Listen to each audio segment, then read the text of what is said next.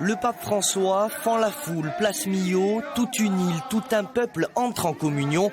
Image saisissante, 10 000 personnes sont rassemblées pour acclamer le Saint-Père au chant de Suna de Gampanegor. C'est un passage de quelques minutes seulement, mais les pèlerins venus de toute la Corse savourent ce moment d'histoire. C'est une vraie communion et je pense qu'il y aura un avant et un après, si vous voulez, parce qu'en réalité, elle nous a tous vraiment réunis et elle nous remet un peu les choses comme il faut et ça nous fait du bien. On ne pourra jamais oublier, je pense que ça sera une seule fois dans sa vie de voir le pape. Et c'est quelque chose d'incroyable. Nous sommes très fiers de recevoir le pape en Corse. Le pape François qui, tout au long de la journée, aura marqué de nombreux arrêts bénissant chaque nourrisson, chaque enfant se trouvant sur son chemin. C'est une très grande joie, c'est une opportunité incroyable. C'est quelque chose qui arrivera certainement qu'une seule fois dans notre vie et on est très fiers de pouvoir y assister, qu'elle ait touché la main du pape, qu'elle ait eu le chapelet. Je suis très heureuse. Eux aussi vont être heureux plus tard de le savoir parce que, comme je vous l'ai dit, c'est fabuleux. Je suis ému. Et la ferveur a commencé dès son arrivée à Ajaccio. Depuis ce matin et la première déambulation en papamobile entre Saint-Joseph et Saint-Jean, la même joie immense s'est emparée de la cité impériale.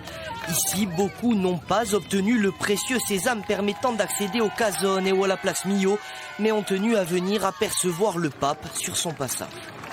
Siamo contentissimi di avere un papa in Corsa e anche a Saga di potuto approfittare di vero. L'émotion qui monte encore d'un cran au baptistère Saint-Jean lorsque François bénit Jeanne-Marie, 108 ans, et lui offre un chapelet. Je suis émue parce que je pensais jamais qu'à mon âge j'allais voir le pape. Et ça, c'est une satisfaction. C'est une bonté du Seigneur, ça. Le pape suivi depuis le bord de route, mais aussi depuis les balcons où nombre d'Ajacciens peinent à retenir leurs larmes.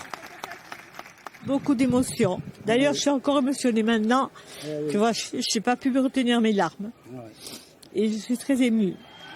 Et l'onde d'émotion parcourt Ajaccio à mesure que le Saint-Père progresse vers le cœur de la ville, avec une halte très symbolique devant la Madonuccia, protectrice de la cité. Des instants suspendus et des souvenirs gravés à jamais. Ce qu'on a vécu là, c'est un moment extraordinaire, c'est magique. J'étais très émue, ma fille aussi. On avait du mal à réagir, à dire c'est pas possible. Le petit a été béni par le pape, bien sûr, et Monseigneur Bustillo aussi. J'arrive même plus à parler tellement que j'étais émue. C'est quelque chose de formidable. L'affluence est immense pour cette visite pontificale inédite, une ferveur teintée de bienveillance entre ces milliers de pèlerins venus des 4 coins de l'île. Il y a beaucoup de ferveur, beaucoup de fierté, on se renseigne, on s'entraide aussi, on est là, c'est convivial, c'est la joie, que dire de plus ? Que dire de plus en effet, sinon que ce 15 décembre restera gravé à jamais dans l'histoire de notre île.